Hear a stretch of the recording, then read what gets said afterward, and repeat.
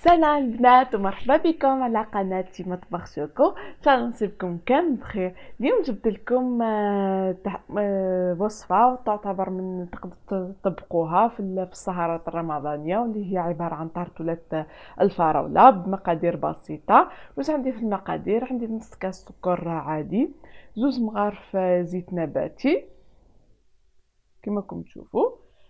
عندي بيضة 125 غرام زبدة، فاني وسكر، عفوا ورشة ملح وطبعا الفارينة.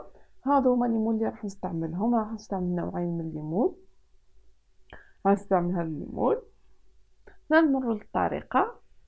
واش راح نضيف المقادير كامل مع بعضها. راح نضيف 125 غرام تاع الزبدة، ما يعادل عندك لاباط اذا عندك لاباط تاع 200 غرام و 250 غرام تقسميها على 2، واذا عندك تاع 500 غرام تقسميها على 4. كما كتشوفوا مثلا ضفت المقادير كامل. نجيب الفوي تاعي ونبدا نخلطهم نمزجهم كامل مع بعضهم. نخلطهم فقط هنا باليد فقط كما راكم تشوفوا. تنولي لنا شويه القوام كريمي. نبدا نضيف في الفارينه بالتدريج. من الأحسن أنك تستعملي ملعقة باش تلمي العجينة تاعك. طريقتهم سهلة ويجيو هشاش وهايلين البنات. يجيو لاباط تاعها، القوام تاعها يجي هايل. تجلدوه في الفم كما راكم تشوفوا. هنا نلم فقط بالملعقة حتى تولي لي العجينة تاعي فيها متماسكة، ما تكونش شايحة بزاف، ممكن تكونش طرية. كما كنت تشوفوا انا مازال تلازق. نزيد نضيف كميه فقط، نضيف غير بشويه فرينه، الناس ما تجيش يابسه بزاف. احسن نستعمل يدي باش نعرف القوام المضبوط تاع العجينه. كما كنت تشوفوا انا مازال شويه تلصق، انا نحاول نلمها.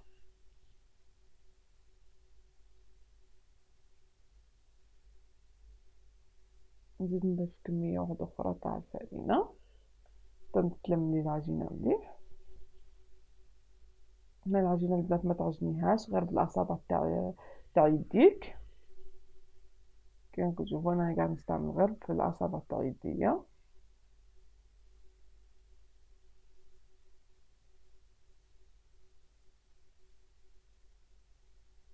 هاي لكم هنايا بدات تلمي العجينه.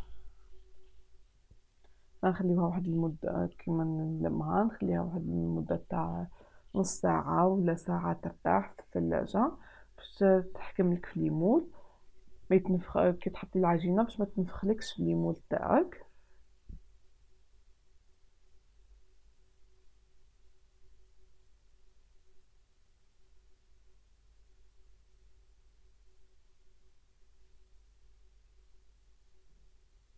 كما راكم تشوفوا. هاي لكم هنا بعد ما تلمت لي العجينه نجيب كيس بلاستيكي ونحطها في الثلاجه واحد لمده ساعه ولا نص ساعة إذا كنتي مزروبة. حطيها في الثلاجة تحكم روحها فقط. هذيك هنا بعد ما حطيتها واحد الساعة في الثلاجة، جبت المول تاعي ونبدأ نابليكي عليهم لاباط. نفتح العجينة تاعي برك فقط، نحي كمية من العجينة ونبدأ نمشي فيها في المول.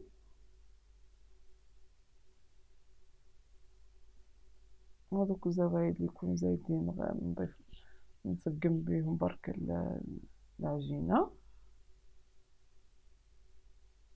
طريقة سهلة وبسيطة، نجم أي مبتدئة أنها تديرها، راح تجيها ناجحة من المرة الأولى.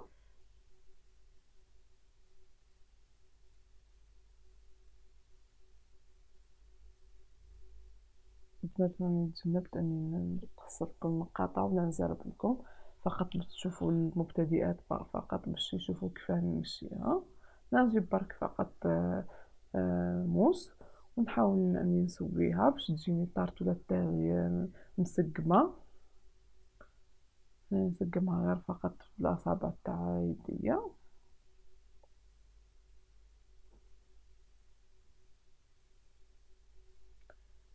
نزيد ندير لكم في المول الثاني باش تشوفوا بلي نفس الطريقه، نعم المول يختلف بصح نفس الطريقه انك تابليكي هذيك العجينه في المول.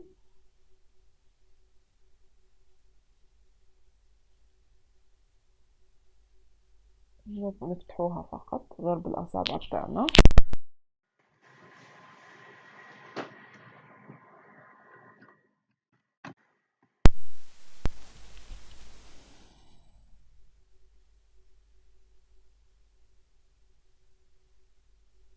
تقدري تستعملي اي مول تحبيه، ماشي حتى تستعمليها تقدري تستعملي حتى تستعملي حتى باركيت، اي مول تحبيه.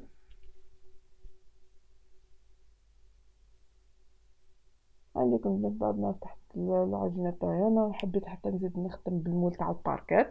قلت ننوع في الاشكال تاعي. كما راكم تشوفوا نروح نحطهم في الفرن يطيبوا حتى يحمروا لي في الاول الجوانب. قبل ما نحطهم يتحمروا لازم نثقبوهم على الجوانب وفي الوسط باش نتفاداو انها تنفخ لي هذيك العجينه. نكمل نثقب لي مول كامل تاعي بنفس الطريقه ونحطهم في الفرن على درجه 200 درجه حتى يحمروا لي من الجوانب.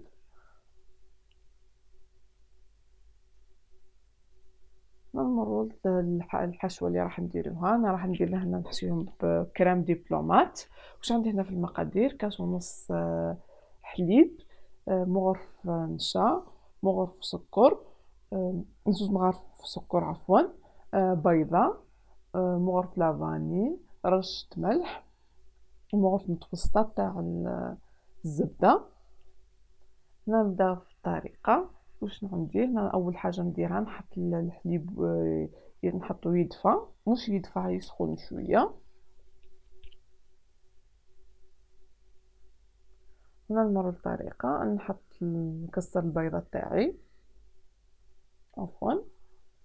نزيد نحط عليها المغرف الكبيره تاع النشا،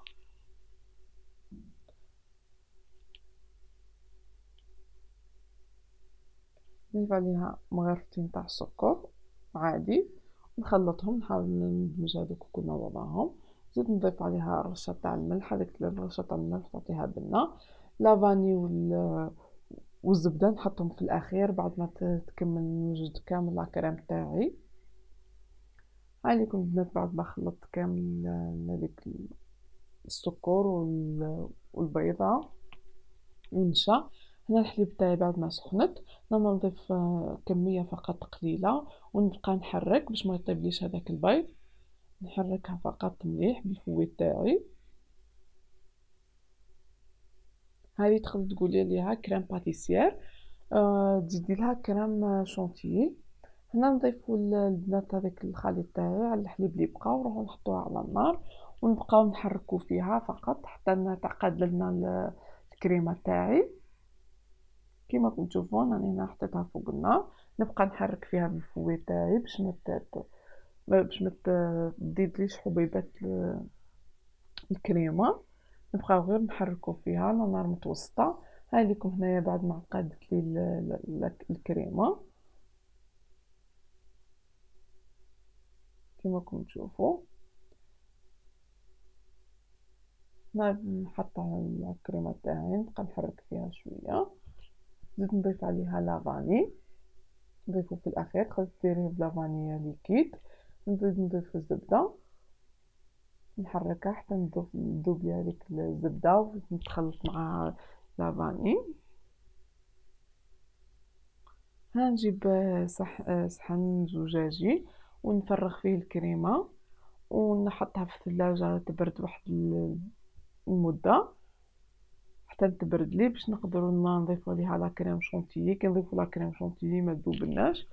كيما نعرفوا ان لا كريم شونتيي ما تحبش تكون ديال ديريها بما سخون ولا تخلطيها مع حاجه باش تولي سائله.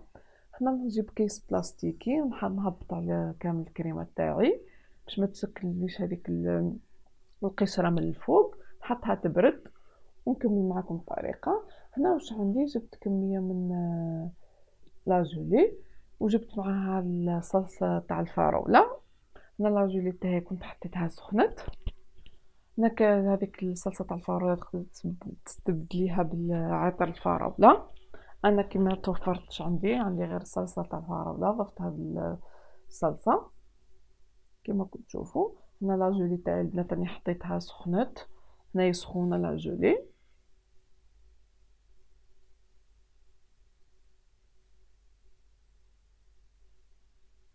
لازم ديريها قبل بوقت باش تخليها تحكم روحها.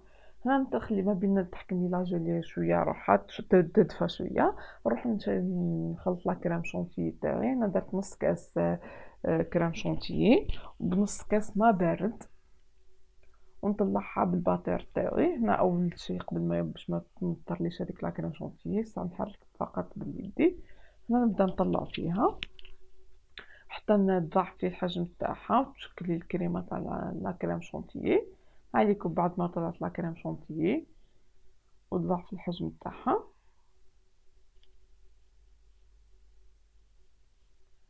هنا نجيب لا كريم باتيسير تاعي كيما كنتو تشوفوا، نجيب غير بالفوي، نحاول نخلطها غير بالفوي كيما كتشوفوا. كيما نبدا نخلط فيها فقط ترجع تشكلي الكريمه كيما كانت.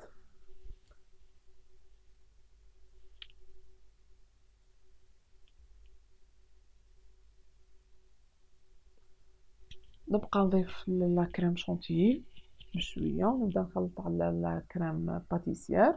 كما قلنا لا كريم ديبلومات هي عباره عن كريم باتيسير مع لا كريم شونتيي. والله يا البنات بنتها روعه، القوام تاعها يجي روعه، الذوق هايل قد ما نوصف لكم ما تخيلوهاش، تجي طعمتها ولا اروع. نحرك غير بالملعقه. هاي لكم القوام تاع لا كريم تاعي. هاي لكم البنات كانت لي تارتولات بعد ما طابوا. هنا طيبتهم جاو على اللون الذهبي كما راكم تشوفوا. هاوليك القلب الثاني، هاوليكم على شكل باكيت.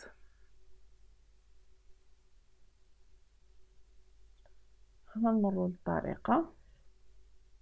أنا قطعت كمية من الفراز البنات، قلت لكم لاجولي ثاني هذاك بعد ما دفالي شوية. هنا كما راكم تشوفوا أنا قطعت كمية من الفراز بعد ما غسلته ونظفته ومسحته. هنا نجيب كيس حلواني فقط باش يساعدني في الطريقة. هنا تقدري تستعملي برك فقط بالملعقة البنات. ما عندكش الكيس الحلواني مش لازم يكون عندك، تقدري تستعملي فقط بالملعقة وتعمري الطارتولة تاعك بالملعقة فقط. انا فقط باش تساعدني في العمل. هنا راح نشكل لكم حبة. نبدا فقط نحط الكريمة تاعي في الطارتولات. نجيب كمية من الفراز فقط.